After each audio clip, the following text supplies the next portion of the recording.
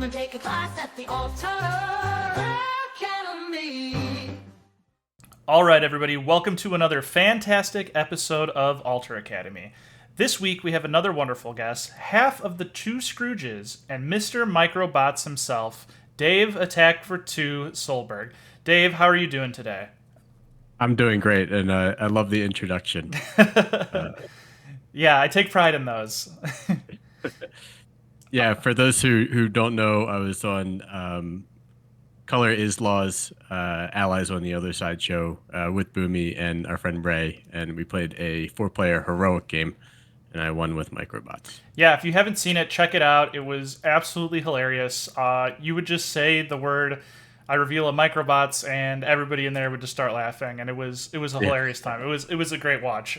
And I won't spoil it, but your deck had some spice, and it was pretty funny. So, but to jump right into Altar Academy, this is actually going to be the first Set 8 Reign of Jafar deck we're going to cover, so I'm super excited. And you've brought one of your known specialties, Ruby Amethyst. Can you walk me through some of the decisions Ruby Amethyst's place in the meta and how Reign of Jafar has affected your deck list choices? Yeah, so this is a pretty stock list of the Shark version of Ruby Amethyst. The notable two versions of Ruby Amethyst are the Bounce package with Madam Mim and Merlin versus the Shark packages, which have the evasives, Peter Pan, Genie, and Maui Shark. I think most people think this was the better version of Ruby Amethyst coming out of Set 7. It got one kind of side grade and then one pretty good upgrade in Set 8. So the side grade is Vanellope Von Sheets, the 2/2 evasive. So this is basically a Pegasus, but it also has the Princess and Racers tags, which don't matter for the deck, but do matter when you're inking, say, on turn 1 and passing it. It disguises your deck as possibly a Racers version of the deck rather than Ruby Amethyst. Yeah, so not only huge impactful, but just kind of a mental game there with that choice. Yes. Yeah. And then the other much larger upgrade for the deck is Hades Ruthless Tyrant. That's a Ruby Amethyst split card, 7 cost uninkable, 3/6, that quests for 2. And when it comes into play and whenever he quests, you may deal 2 damage to another character of yours to draw 2 cards. So the Hiram effect now in Ruby Amethyst. Slightly more expensive, just as easy to pull off, and just as powerful as always. The ability to draw 2 and then draw 2 again is a very big deal. Oh yeah. He's also a singer for Be Prepared. That's huge. Which is quite nice. A common line that you'll see with this deck against a lot of the steel decks, they will try to beat you on heading into your 7 ink turn, and so now you can play Hades, draw 2 more cards. Next turn, you can play a library and put the characters you have in play in the library, including Hades, and then he can sing Be Prepared, and you can draw some cards on the way out. So a really powerful addition to the deck. And one of the challenges that this deck had in the past was in the mirror when you were playing against the classical versions of Ruby Amethyst when they have the bounce package and you don't, is that they can just grind you out of the game better than you can. There's a lot of pressure to find the Finder's Keepers, to get library value, to use your Maui Half Shark to get Finder's Keepers back to be able to keep up with the raw card draw that they had available. And now Hades changes that. You can keep up on cards. Yeah, that makes a lot of sense. And that play where you can put everybody in the library and then sing Be Prepared, that sounds like a nightmare to play against. Yeah, it's very good. A lot of characters in the deck wear damage from Hades very well. Diablo doesn't wear it; he gets banished, but he also takes a card on the way out. He's the best card to use with Hades. Oh yeah. But most of the other characters, like the Fox, the Crab, Peter Pan, the Genie, Elsa, and Shark, all survive the 2 damage that you put on it, and then you almost always are trading those characters into something else anyway. So the 2 additional damage on them usually doesn't matter. And then in the case of Crab, it's almost beneficial sometimes because you want your Crab to trade into, say, something with 2 strength, and your crab would survive, but you want it to banish so that you can get the crab buff on a different character, and Hades also enables that. So quite powerful. Unfortunately, for Ruby Amethyst, its position in the metagame is going to be a little up in the air because the matchup against Green Steel went from being even to favorable in set 7, particularly if you were playing Pegasus over, say, Queen of Hearts or Lumiere or any of the other characters that you could play in that 2-drop slot. And now with the addition of Beyond the Horizon, the matchup is quite poor. So having a bad matchup into potentially the most popular deck is not exactly where you want to be. But if you were local metagame on Green Steel, if Green Steel's lighter in your local metagame than normal, Ruby Amethyst still remains a great choice. Yeah, well said. All right, I think that gives us a great summary of this deck and the updates from Reign of Jafar. So without further ado, let's go straight into some simulations. And let's start, as we always start, with a blind on the play alteration. So blind on the play. The choices are interesting. You almost always want to triple 1-drop on the play with this deck. So one thing I didn't mention when you were showing the whole thing, right, is that I'm playing 12 1-drops to go to complement library. So that's what we kind of call the library package. Yeah. And so you have the 12 Amethyst 1-drops that are all quite good with library. I'm light on 2-drops in the deck. There were only 4. Those were the vanilla beef on cheats. So the goal almost always is to try to play triple 1-drops. Got it. Yeah. So the 2 Chernadogs are obviously what I want to keep. Yep. The 2 songs I would probably mulligan here, the Elsa and 1 Brawl. You almost always never want to brawl something when you're on the play. You would much rather play something proactive on turn 3. But because I'm blind going first, I need to be prepared for Diablo decks. Yep. And so I don't have Peter Pan or Vanellope Von Cheats in this opening hand. And so I don't want to get caught by Diablo, so I'm going to keep this Brawl with the intention of it being my second ink if I'm playing against a different deck. Got it. So it's this is kind of controversial in a lot of Lorcana circles, but I kind of like to keep safe ink. And so that's what Brawl would be here, where its primary purpose is to be security blanket against a Diablo open from my opponent, and otherwise it's just going to be my ink on turn 2 once I realize what they're playing. Yeah, understood. Yeah, I know a lot of times that when I'm watching you play or you're watching me play, it'll be like, why do we have that still in our hand? I would have inked that turns and turns ago. So Yeah. that kind of lines up with how I know how you see these decks and alterations. So this hand turned out pretty great. Yeah. So almost always here, unless I see a turn 1 Diablo, I'm intending to play the 3 1-drops here, and so my first ink is probably going to be the Shark. This is a very ink intensive deck. You're unlikely to get to 6 without having to ink through it. And I want to be able to keep Vanellope and Brawl in case I'm playing against, say, any of the Emerald Diablo decks. Yep. Having 2 answers to Diablo is always better than 1. Vanellope also blocks Cove, and so in order for them to get, in order for them to escape this opening hand, if they were an Emerald deck, they would need to have both Cove and 2 actions, one of them being a removal spell for Vanellope. That's pretty unlikely. And the other reason I would ink the Shark over, say, the Vanellope here, or the Crab.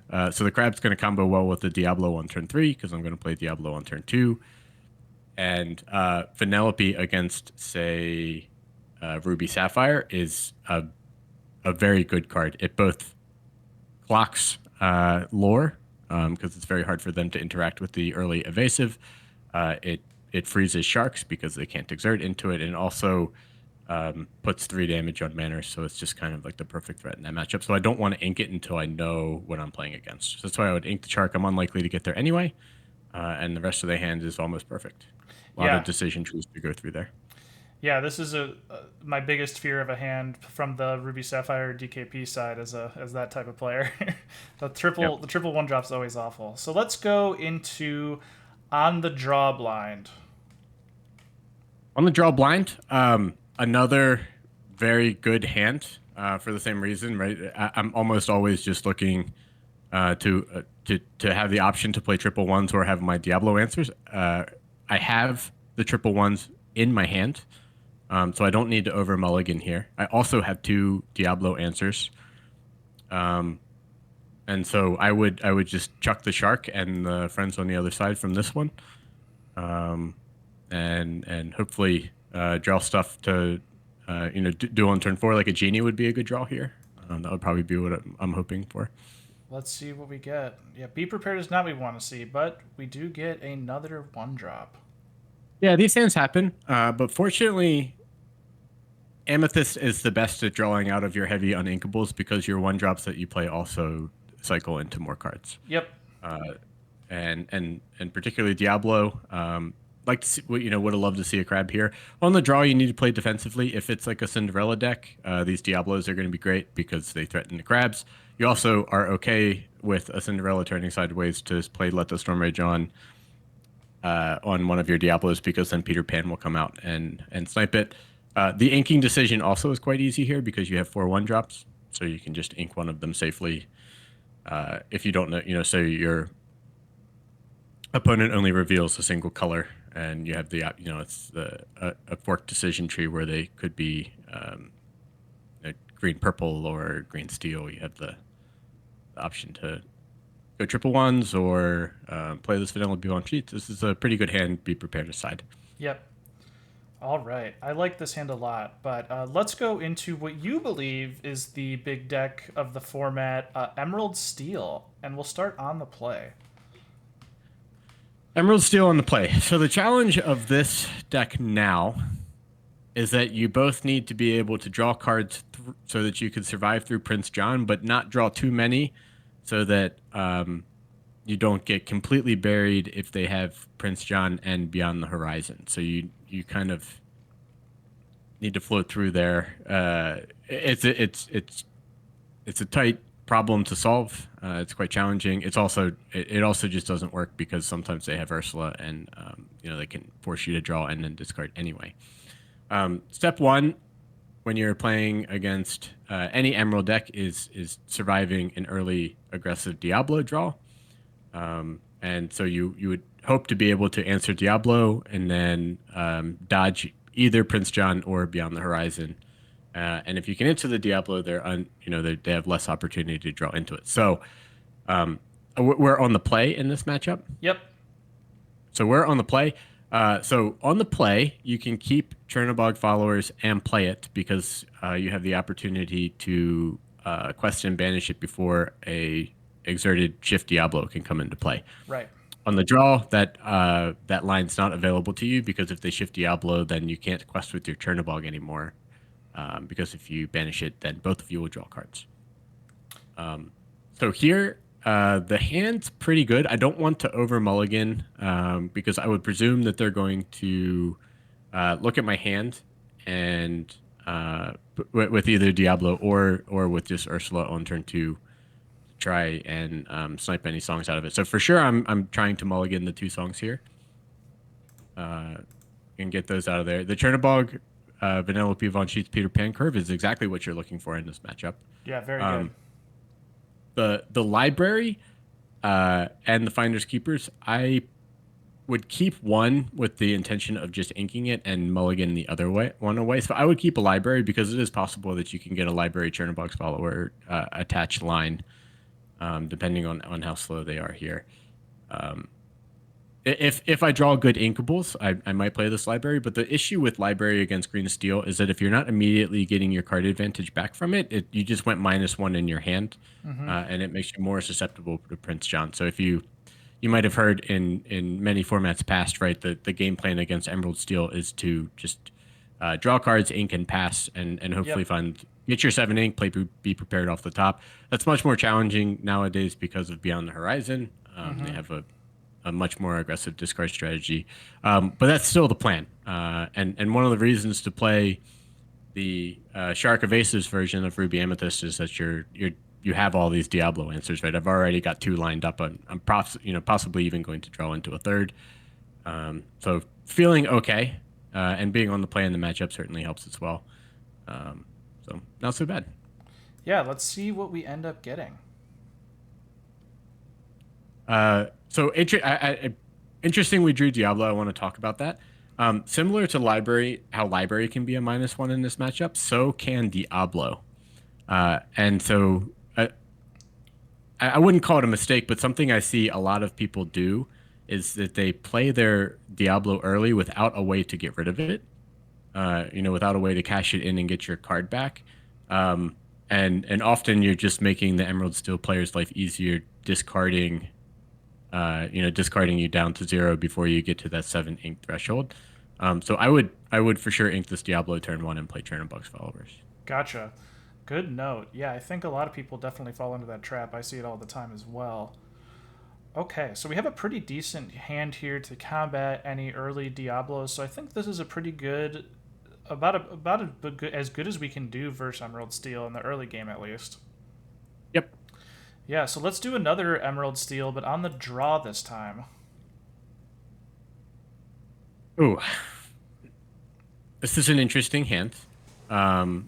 Definitely. For a bunch of reasons, right? So you have the triple 1-drop line is available to you. The triple 1-drop line is very bad into the face of a Diablo. But also these are the cards that you want to ink in this matchup. And so that you're not inking your Vanellope Von Sheets or any of your draw spells, you want to be able to draw them off the top. So this hand, if they miss Diablo, if they miss the turn 1 Diablo, my plan is probably going to be to play these brooms out and try and tuck the cards in hand onto the board. Obviously, that being able to rescue the brooms is going to be an important part of this plan.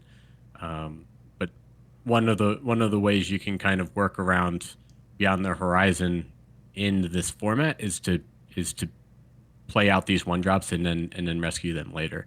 So I kind of would be hoping for a crab here. This mulligan for me would be the Fox and the Maui, and I would be hoping for a crab or a Peter Pan shadow and not a song. All right, let's see. Another good hand. So Chernadogs followers, if they miss Diablo, is better than Broom because you can rescue it on your own. When by rescue I mean Broom, you have to play another character to get your card back from the Broom, whereas Chernadogs follower you can just exert. So if they lead on a turn 1 Diablo, I'm just going to ink all of these 1-drops up the chain. Gotcha. If they don't, you have the liberty to play a few out. The Vanellope is a fragile answer to Diablo. It forces them to have the song as well. The issue with this hand is that you don't have an Ursula 3 answer. Yeah. So if they play either Diablo or Ursula, Deceiver of All, this hand is very susceptible to the double Sudden Chill Prince John lines that they have available. Gotcha. Okay. Let's move into Amber Steel on the play now. Amber Steel in the play. So Amber Steel, Vanellope is almost always ink unless it's like a draw off the top and you're just trying to use your ink. So you would mulligan it. I would keep it for the same reason. I don't want to draw her later. I'm just going to put her in the inkwell. I've already got the triple 1-drops in my hand. I'm just looking to find something to do on turn, something proactive that I can do on turn 3 with this hand. So I've got I'm gonna mulligan the Shark and I'm gonna mulligan the friends on the other side. The interesting thing is it's possible you might want to mulligan one more 1-drop, right? So you have your ink and your triple 1-drops without something to do on turn 3. You could cash in one of these 1-drops to try and find a 3-drop, or you could just say, I've got triple 1s. I'm going to draw a bunch of cards anyway. I'm just going to keep this additional ink in my hand, and now my first 2 inks are secured. I would mulligan the broom here Gotcha. and keep the other 2. And so now I'm going to my plan would be to ink Vanellope, play Chernadogs followers, and if they play Cinderella, then I'm going to quest with the Chernadogs followers and play the 2 Diablos. So I'm looking for a crab or a Peter Pan Shadow or something here. All right, and let's see if we get that in our altar. Ooh, not what we're looking for. We did not. So we're gonna need some help. Those were so what we drew there were 2 more ink and a brick. Yeah.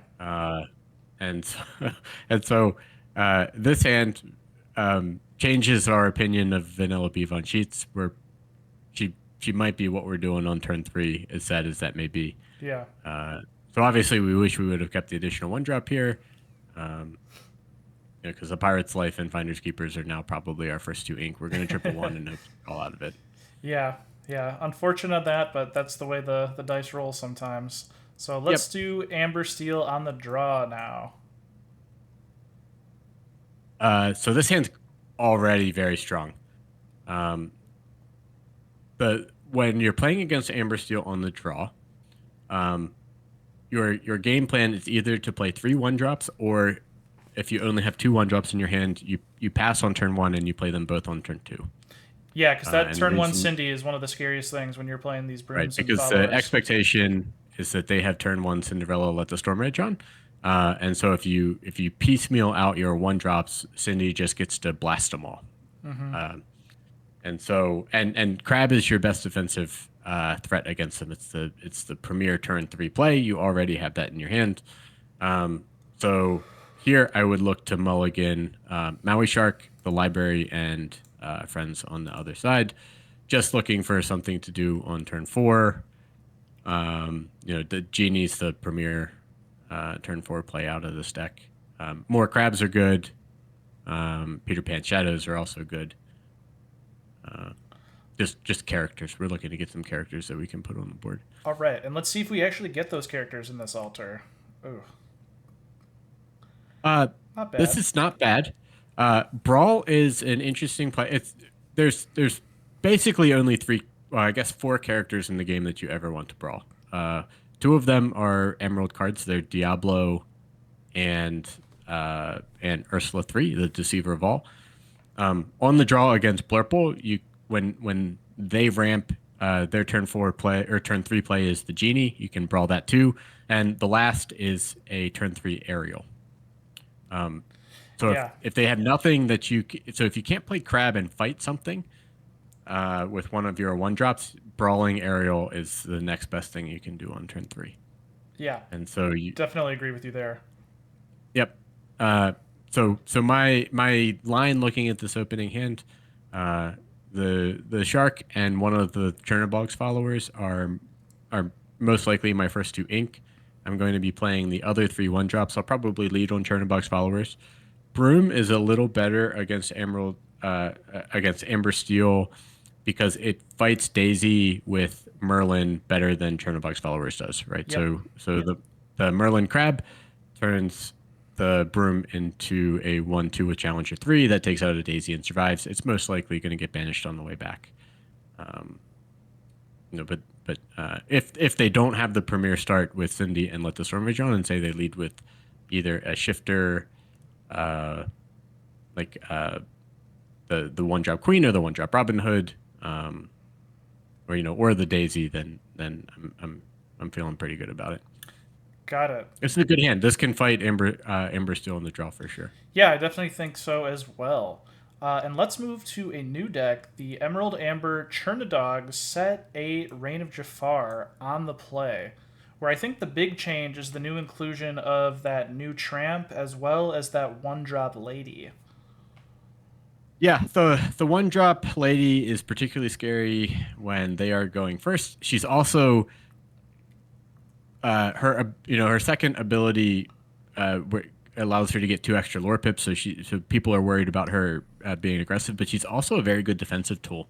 And you can't quest into it trying to trap them because she's a good fighter. She's often going to be a 3/3 on on their second turn when they're on the draw.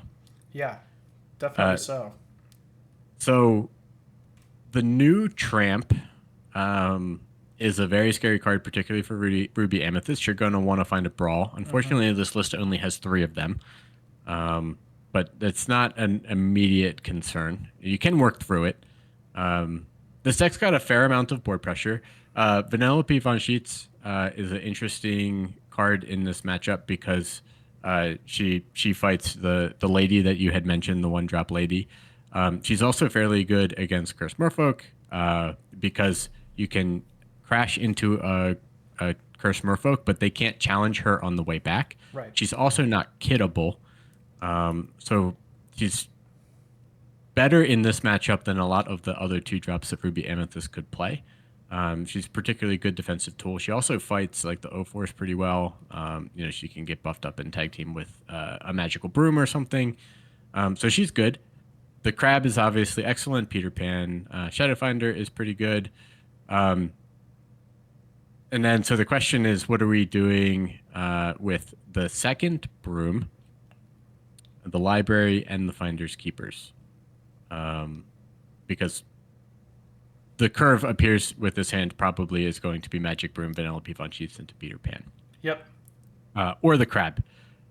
I would expect from my Chernadogs opponent that they're not going to turn sideways. Kind of what they want to do is build up a critical mass of cards, play the Tramp that gets them a card back when their characters are banished, and then quest or use the Tramp from set 7 to find Ursula going into your Be Prepared turn. Yep.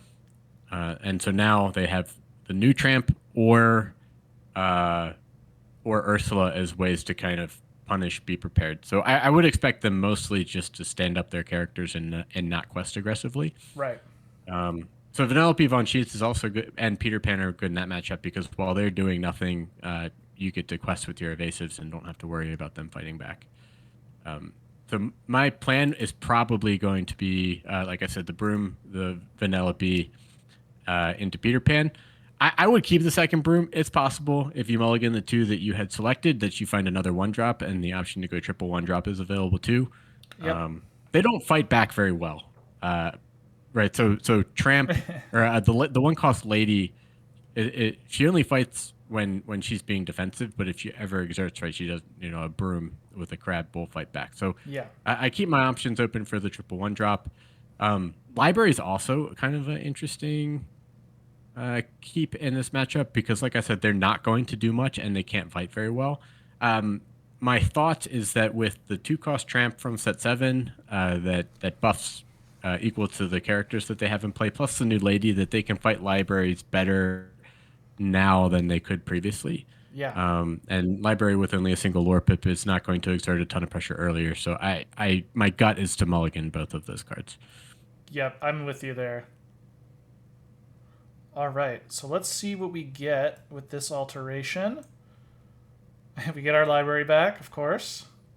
Yeah, but we got the curve is very secure. Yeah. Here, right? So Magic Broom and the library are 2 very easy ink. We're just going to go Magic Broom into Vanellope, into Peter Pan, into Genie.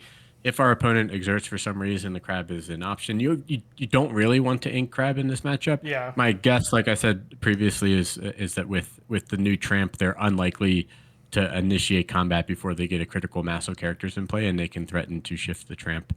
I think this matchup is going to play out very different, whether or not they have the 2-cost Tramp that they can shift the new one onto. Yeah, because they're almost always going to have it.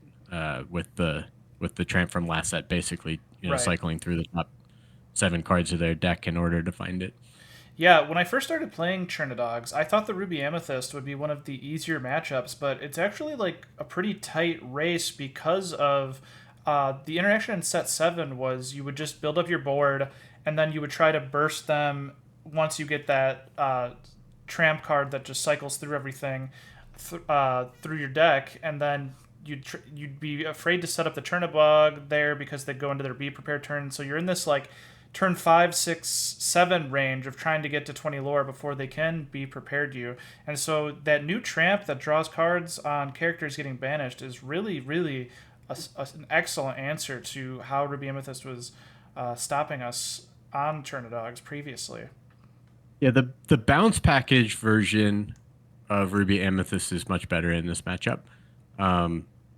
Mostly, so that version has 2 more foxes than the version that this does. But also, once they play Be Prepared, they have like Lady Tremaines that can answer the Chernadogs on the backside of that. Whereas this deck does not have a ton of answers other than actually fighting it or playing multiple characters like with crabs that can challenge it down.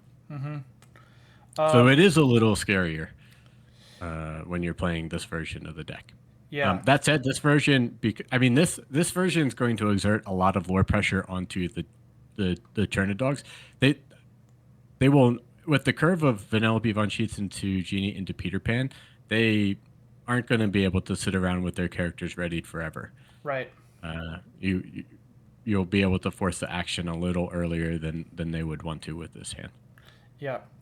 All right, so we're actually running low on time, so we're going to skip the on the draw of Chernadogs and go straight into a Ruby Sapphire DKP, and we'll go on the draw for that one. I've got the 2 cards I was looking for with Vanellope von Sheets and Peter Pan. I'm looking for some 1-drops here. This is a matchup where it's safe to keep friends on the other side. So I'm going to chuck the Shark, the second Peter Pan, and the Fox. All right. Easy enough. Let's see what we get from that altar. No 1-drops, sadly. A very slow, very clunky hand. But all cards that you want to see in this matchup. Yeah. So we're going to, depending on what we draw, we're probably going to ink the first Vanellope von Sheets. And hope to curve Vanellope into Peter Pan into Friends on the Other Side plus Library. Be the game plan with this one. Gotcha. Okay. This is the matchup where Vanellope is going to shine. Yeah, I've noticed from the Ruby Sapphire DKP side that Iago is a card that is actually very, very difficult to deal with. So I understand why the Vanellope is also going to be tough to deal with, and you just really don't want to play a McDuck Banner when there's a Vanellope sitting out there either. Yep. Or a shark, right? Your sharks kind of just becomes this Also static tower, item. Yeah. Yeah. Where it gains the lore when you play in action, but it's not questing or challenging. Yeah. Because Vanellope plus a crab or Elsa will tag team it. Yep. All right, Dave. Well, thank you for going through all these altars on this Ruby Amethyst Set 8 Reign of Jafar deck list that you have been piloting. I did want to ask you, have you seen Wreck-It Ralph? The movie? Yeah. Yeah. I've seen it. Gotcha. Yeah, because you've been calling her Vanellope von, what is it? Sweet? It's Sweets. Yeah. So it's Schweets. Sweets. Yeah. Sweets. Gotcha. All right. But anyway, are there any shout-outs you want to do before we head out today? First, shout out to you for having me on the show. I've been trying to get you for a while, and you've been... Yeah, you bet you have. And I'm glad the schedule finally worked out and I made it on. Shout out to the SLTC that brought us all together. Really great group of Lorcana players over there. Shout out to Boomy, the co-host of the Two Scrooges. Shout out to Justin, who I've been working with for a while. He's always happy to play the other decks I want to test into. So shout out to him. And that's Justin, Legendary Jack Kiwi Shadow, Legendary Kiwi Justin. Yeah. Yeah. Both Boomy and Justin will be at the Ink Invitationals. A shout out to them too. I don't know if you're a Midwesterner, if you know about the Ink team from the Baltimore area that runs pretty awesome events once per set right at the very beginning when a set release. So 2 weeks from now there will be a set 8 event. It's a big draw, good pricing. We'll have JDZ and Color Is Law in the booth. Oh, that'll be wonderful. Yeah, it will be. So shout out to those guys too. Got it. Well, Dave, it has been an absolute pleasure to finally get you on an episode of Alter Academy. Until next week, everybody, have a wonderful week, and we'll see you then for.